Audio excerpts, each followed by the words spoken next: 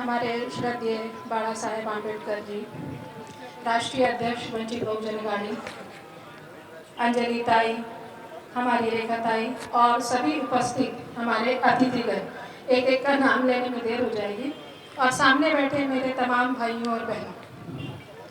ये इलेक्शन जो है, इलेक्शन का मौसम एक फिर से एक बार और आ गया। मुबारक हो आपको।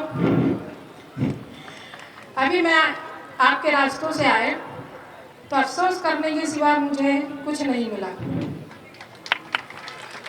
यहाँ पर हुकूमत कई सालों से कांग्रेस की, राष्ट्रवादी की रही, उसके बावजूद मुझे ये कहते हुए आज मुझ पर फख्र हो रहा है कि मेरा मंगरूल पीर की सड़कें आपके मराठवाड़ा से भी ज़्यादा बहुत अच्छी है। एक महिला होकर इतना काम कर सकती है वंचित बहुजन अघाड़ी की, और यहाँ पुरुष जो सत्ता पक्ष के हैं उन्होंने आज तक एक मेन रोड नहीं बनाया, हाईवे अभी तक नहीं बन सका। लानत ऐसी सरकार पर, लानत ऐसे लोगों पर। मुझे आने में देर इसीलिए हुई, क्या आपको तो मालूम है इतने छोटे छोटे गड्ढे हैं कि बच्चों का स्विमिंग पूल आराम से बन जाता उसमें। तो मुझे अब लगता है कि आज के हम जो है इलेक्शन के दिन तक हम प्रजा जो है राजा है यहाँ पर, तो हम राजा को अधिकार है कि नहीं सरकार बदलने का? बोलिए हाँ करके, है ना? क्यों हमने ठेका लेके रखा है कि पुराने ही लोगों को बार बार बुला के बार बार सड़कों के जो गड्ढे गहरे करते जाए? ऐसा नहीं है ना। तो वंचित बहुजन अघाड़ी आज एक कोई ऐसा मामूली नाम नहीं रहा है, महाराष्ट्र से भी बाहर निकल के पूरे हिंदुस्तान में गूंज रहा है। वजह क्या है उसकी? वजह यह है कि हम सिद्धांतों पर चलने वाले हैं, हम वंचितों को लेने वाले हैं। वंचित में SC ST OBC अल्पसंख्यक VJ सभी आता है। मैं एक साधारण सी मुस्लिम अल्पसंख्यक से आपको मिसाल देना चाहेंगे कि मुल्क हमारे जो राष्ट्रवादी है, कांग्रेस है, BJP है, तो उनको मुसलमानों की कब जरूरत पड़ती है? इलेक्शन के टाइम। और मुसलमानों को पद देने के लिए क्या है? उनका एक खास सेल बना है, अल्पसंख्यक सेल, जिसका कोई मतलब नहीं, जिसका कोई मकसद नहीं। जैसे हमारे घर में एक होता है ना कबाड़ खाना है, स्टोर रूम कह लीजिए, भंगार रूम रहता है ना हर घर में, या गाय भैंसों का बांधने का तबीला, वैसा ही एक अल्पसंख्यक सेल है जिसके अध्यक्ष को उनकी पार्टी की जो कार्यकारिणी रहती है उसमें निर्णय देने का, उसमें कोई काम करने का हक नहीं होता है। सिर्फ एक दिखावा होता है कि भाई हमने मुसलमानों को दिया है। हम तो BJP को कहते हैं ना कि ये तुष्टीकरण कर रही है, मुसलमानों को ऐसा कर रही है। अरे साहब, आपने तो पहले ही कर दिया ना। अल्पसंख्यक क्या मुसलमान ही है हिंदुस्तान में? आपने जैन अल्पसंख्यक क्यों नहीं बनाया? आपने मारवाड़ी अल्पसंख्यक क्यों नहीं बनाया? आपने बौद्ध का क्यों नहीं बनाया? आपने मुस्लिम का ही क्यों बनाया? आप सेकुलर हो ना, तो फिर आपने क्यों बनाया मुस्लिम अल्पसंख्यक? दूसरे क्यों नहीं बनाया आपने? ये सोचने की बात है ना। और जब आप मुस्लिम अल्पसंख्यक का अध्यक्ष बनाते हो तो क्या वो आमदार की टिकट वाटअप करते दिखा है? कभी नगर परिषद की दिखा है? कभी स्टेज के प्रोग्राम में आपको नजर आया है वो? हाँ, नजर कब आते? जब इलेक्शन होता है तब अध्यक्ष साहब नजर आते अल्पसंख्यक को दिखाने के लिए, देखिए हमारे पास अध्यक्ष मौजूद है। और अध्यक्ष का काम एक ही रहता है, साहेब का वाड़ दिवस हो या कोई काम हो तो उसका बोर्ड शहर में नजर आ जाता है, उसके अलावा कहीं नजर आता है। हकीकत है कि नहीं है? तो मेरे भाई और बहनों, जब हम 25 करोड़ यहाँ पे है तो हम निर्णायक है कि नहीं? हमारा हक लेने का अधिकार है कि नहीं? इससे पहले ही कांग्रेस वालों के मैं इतिहास बताऊंगी आपको। पिछली बार जो हमारा था BJP का शासन था 5 साल का, उस टाइम में इसके आमदार जितने भी थे, कौन सी पार्टी में विलय हुआ था उनको? अपक्ष के जो थे वो विखे पाटिल जी जाके BJP में शामिल हो गए। और आपको याद होगा, जैसी ही BJP पार्टी बैठी स्टेट गवर्नमेंट में हमारे, तो सारे के सारे राष्ट्रवादी के और कांग्रेस के जितने आमदार थे 70 से 80 उसमें शामिल हो गए थे। बॉम्बे में हुआ था वो प्रोग्राम प्रवेश का, याद है? आज ये क्यों है आपके सामने? क्योंकि इनकी तिकड़ी सरकार है, महाविकास अघाड़ी। मैं तो कहती हूँ महाबकवास बिगाड़ी, है कि नहीं? साहब, मैं जमीनी लेवल पे नहीं बोल रहा, मैं नगर अध्यक्ष हूँ। 1.5 साल पौने 2 साल के कोरोना काल में सेंट्रल गवर्नमेंट को तो छोड़िए, हमारी स्टेट गवर्नमेंट ने क्या करी मुझे मालूम है। हमको निधि नहीं मिला है। जो सहूलतें कोरोना में एक आम जनता को होना चाहिए था वो स्टेट गवर्नमेंट ने आज तक नहीं दी। बल्कि ये वक्त आया बुरा कि हमारे मुख्यमंत्री ऐलान करते हैं कि भाई रमजान ईद आई है, मुसलमान ज़कात का पैसा निकालते हैं, तो ज़कात का पैसा जो है वो फंड में जमा करते हैं मुख्यमंत्री की। कभी देखी है ऐसी सरकार? देखी है क्या?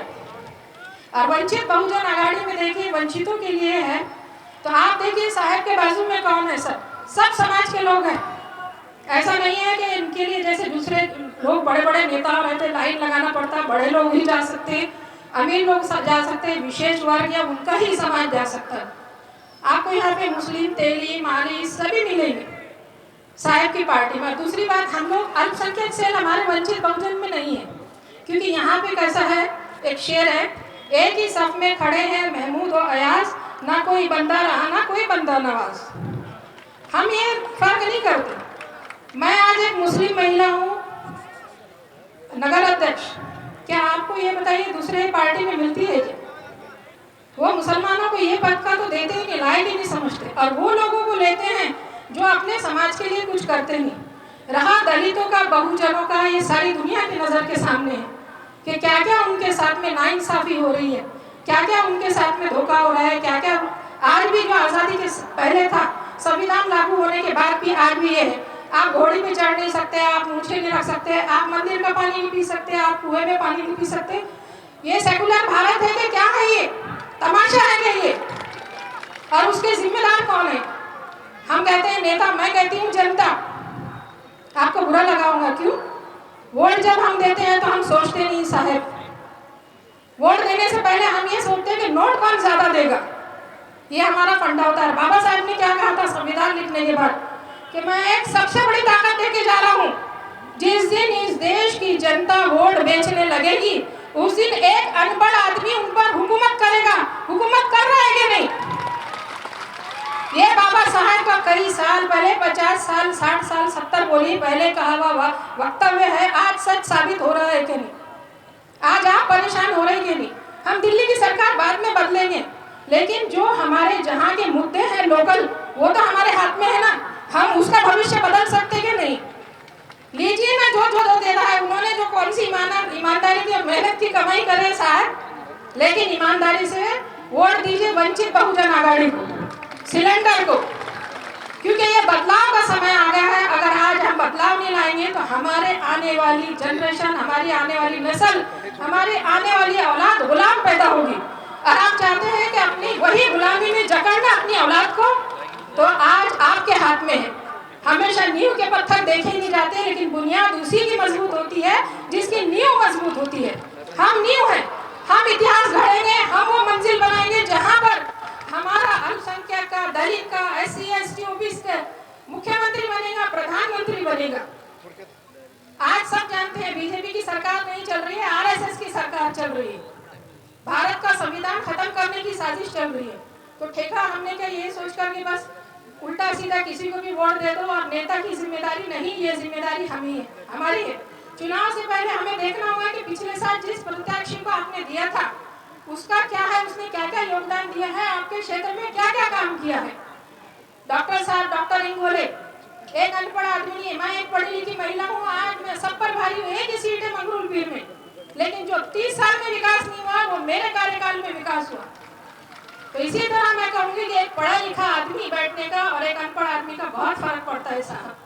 आप डॉक्टर इंगोले को दीजिए, आपके गांव का, आपके क्षेत्र का व्यक्ति है। अगर कोई समस्या आती है, एक फोन करके या आधी रात को जाके आप मिल सकते हैं, बोल सकते हैं, बता सकते हैं, और वही व्यक्ति सुलझा सकता है जिसने वो हालात भोगे हैं। महलों में रहने वाले आपकी समस्या को नहीं समझ सकते, ये बात ध्यान में रखिए। समय की अभाव है इसलिए मैं ज्यादा कुछ नहीं करूंगी, लेकिन एक बार फिर कहूंगी कि ये जो भीड़ जमा है यहाँ पर, सुनने के ज्यादा अगर वोट को अमल में लाए तो मैं आपकी कोटि कोटि धन्यवाद अदा करूंगी, क्योंकि आप मेरे लिए नहीं अपने लिए प्रत्याशी चुन रहे हैं और आप लोगों में जरूरी है बदलाव लाना, अपने क्षेत्र का विकास करना। तो वोट पुराने को भी देना है, लेकिन अगर आपने नए व्यक्ति को दिया तो क्या ही बुराई है, इसमें एक बदलाव की लहर बहेगी। और आज जो वंचितों का स्टेज आपको मिल रहा है, कोई पार्टी में आपको नहीं बुलाते हैं, मैं आखिरी में एक बार फिर से अपने नम्र निवेदन करती हूँ कि वंचित बहुजन आघाड़ी आपकी अपनी पार्टी है, इसको जिंदा रखना है तो इसके हाथ मजबूत करना होगा। इसके हाथ मजबूत करना यानी आप अपने आप मजबूत होंगे।